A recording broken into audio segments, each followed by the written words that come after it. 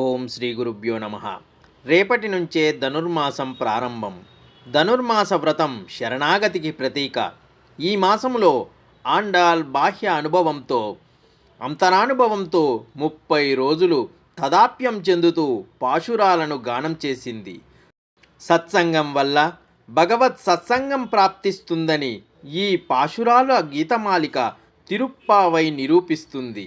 ஆழ்வார் திவ்ய திருவடிகளே சரணம். எம்பெருமானார் திவ்ய திருவடிகளே சரணம். ஜீயர் திவ்ய திருவடிகளே சரணம். சர்வம் ஸ்ரீ கிருஷ்ணார்ப்பணமஸ்து. ஜெய் ஸ்ரீமன்னாராயண். ஜெய் மா பாரதி.